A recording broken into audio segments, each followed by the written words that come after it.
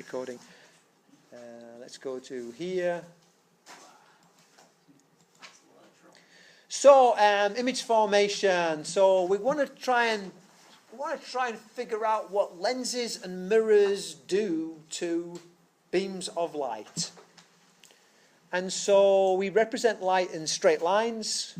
Photons go in straight lines. So represent light in straight lines, and we try to figure out what they do at surfaces. Do they reflect? If so, the angle of incidence equals the angle of reflection. Do they refract?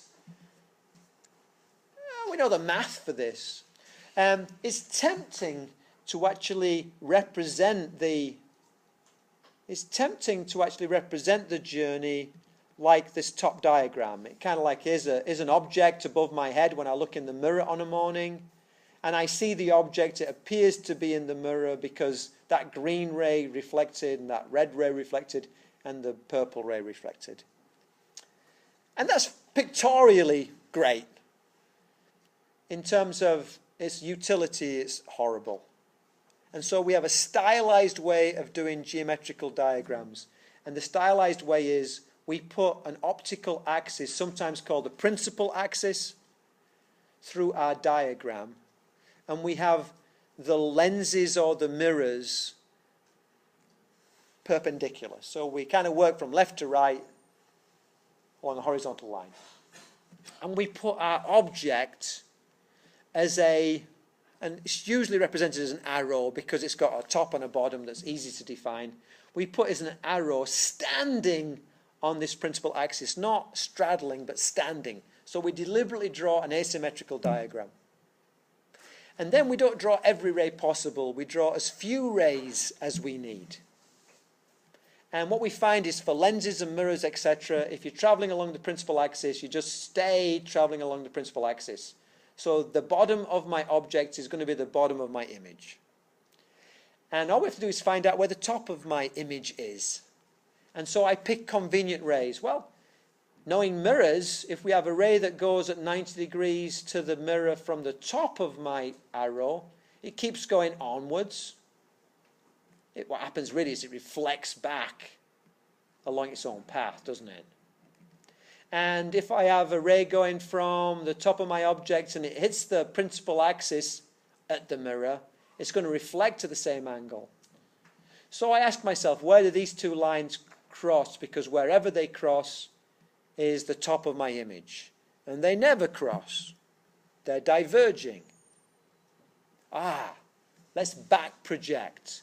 So I back project the red one and I back project the green one, and sure enough they cross back here.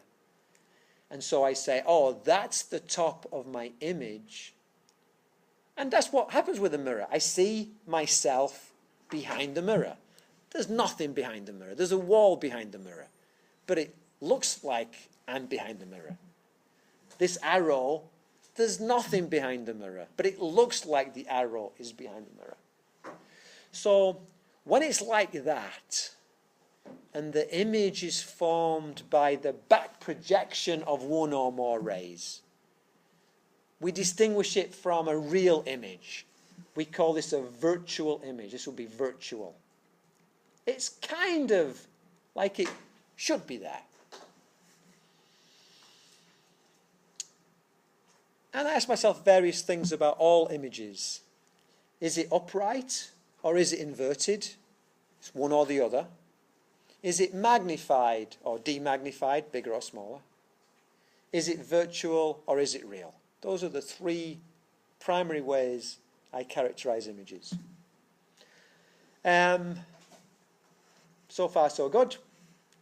First problem. Newton, I think it was Newton as well, decided to call the distance from the object to the element, the mirror in this case. The element is the mirror. Little p, and he decided to call the distance from the element to the image little q. If I give a multiple choice test, I use all caps because I can't tell the difference between those two when I see them by themselves.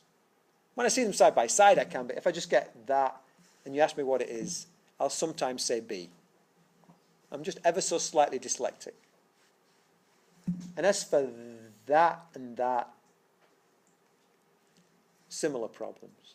So if you're a tall like me, you feel free to call it big P. See, I was going to call it Q there for a minute.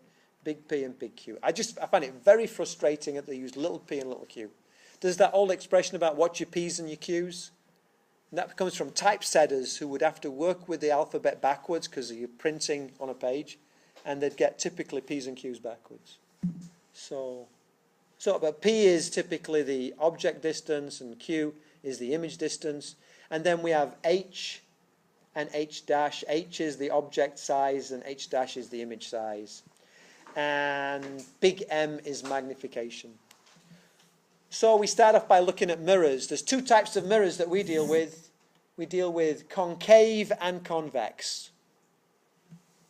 We don't deal with parabolic mirrors, which are really the best, because the math is a bit harder.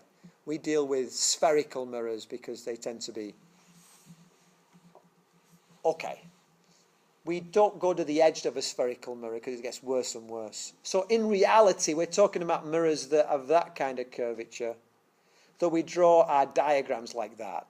So we've been a bit unreasonable in our diagrams.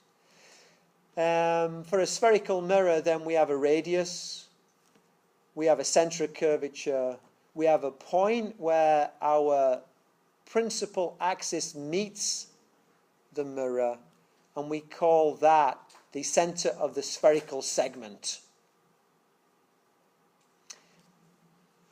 What we find is that a ray of light that travels parallel to the principal axis is reflected through the focal point. Now that is true for a parabolic mirror, and it's true for a spherical mirror near the middle. So this point is very important. It's where the light tends to be focused, and so we call it the focal point. It turns out the distance between the spherical segment and the focal point, which is called the focal length, is half the radius of the mirror. So it's kind of convenient. So we have the spherical curvature, center of curvature, we have the spherical segment, we have the focal point, and we have the principal axis. And then rays parallel to the principal axis reflected through the focal point, and the focal point is midway between C and B. So there are 5 diagrams. All I'm doing is I'm taking 3 of them are concave mirrors. That means that the mirrored paint, you're looking in at the mirrored paint. And a convex is you're looking at the outside of the mirror. So if I take a spoon and I look at the bowl of the spoon, I'm looking at a concave mirror. And if I turn the spoon around, I'm looking at a convex mirror. So you've got to know that terminology. I don't draw them curvy because my diagram will not work. These only work for very close to the center of the spherical segment. So I draw a straight line with a little bit of a curvature near the end. And sometimes it's a good idea you put little hash marks, and that tells you the paint, the opaque paint is on the back side. It's telling you what the back side is. Okay. There's 3 possibilities. Either I have my object between the mirror and the focal point, or I have my object between the focal point and the center of curvature, or I have my object beyond the center of curvature. 3 outcomes. Why don't I put it on the focal point? Because there's no outcome. You get you can't draw the diagram. Why don't I put it at the center of curvature? Because you can't draw the diagram. So I don't talk about the points, I talk about between the points. And again, I play this game where I want three rays. The bottom one always goes to the mirror and comes out in all 3 cases. The top one of them goes parallel to the principal axis and goes back through the focal point. in all three cases. And the third one goes from the object at 90 degrees to the mirror. My diagram does not look like it's 90 degrees, but you've got to forgive that. I've got to be able to draw it. And bounces back along its own path. In all three cases, goes from there, hits the mirror and bounces back, goes from there, hits the mirror and bounces back. The trick is you put your ruler between the top of your object and the centre of curvature in your draw line. You don't worry about bouncing off the mirror. You realise it goes through the top of the object and the centre of curvature. Wherever they cross is the top of the image. Wherever they cross is the top of the image. Wherever they cross is the top of the image. So this is a upright, magnified. Is it virtual or real? Why is it virtual? You're right, but why are you right? Because the rays don't go through it. What's this one? Upright or inverted? Inverted. Magnified or demagnified? It's bigger, so it's magnified. Real or virtual? It's real. What about this guy? Upright or inverted? Inverted. Magnified or demagnified? And real or virtual? I know they're up there. It's all right. Real or virtual? Basically, what you're looking at is the size of the arrow, too. Yeah, that's for the magnified or demagnified. Is there a physical consequence for being virtual? Yeah. I cannot use a source of light like a flashlight and a concave mirror, and if the flashlight is here, I can't form an image anywhere in real space. I can't show it on a screen. I can't put a piece of paper anywhere and say, look, here's the image of that flashlight. But on these two, if I put my flashlight here and shine it, I can put a piece of paper back here and I will see a magnified image of that flashlight. And back here, if I put my flashlight here and shine it, I can put a piece of paper here and I will see an image of that flashlight. So you cannot form virtual images on a piece of paper or a screen. You can see them, but you can form real images on a screen. So does that mean to say that virtual images are useless? No, you can use them. We use a mirror all the time to look at our own reflection.